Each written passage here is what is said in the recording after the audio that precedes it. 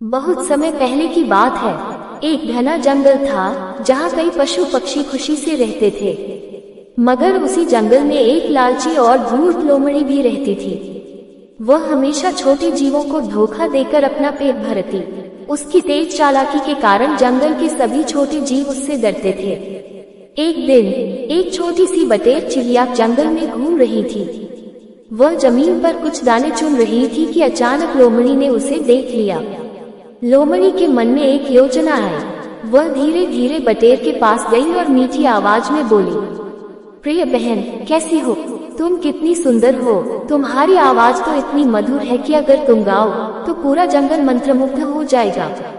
बटेर समझ गई कि लोमड़ी उसे फंसाने की कोशिश कर रही है, लेकिन वह डर के बजाय हिम्मत से काम लेने का सोचने लगी।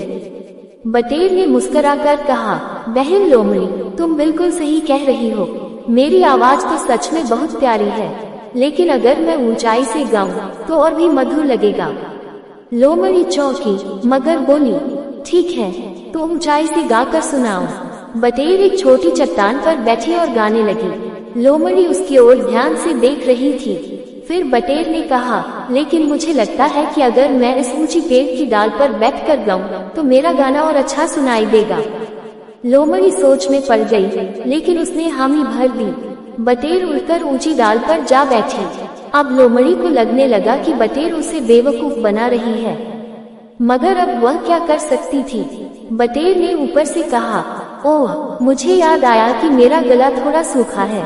अगर मैं जंगल के तालाब से थोड़ा पानी पी लूं तो मेरी आवाज और मधुर हो जाएगी। लोमड़ी चिढ़ गई और गुस्से में बोली, बस बहुत हुआ, अब तुम्हें नीचे आना ही होगा। बटेर हंसने लगी और बोली, ओ चालाक लोमड़ी, तुम्हारी चालाकी केवल कमजोरों पर चलती है, लेकिन जो समझदार होते हैं वे कभी धोखे में नहीं आते।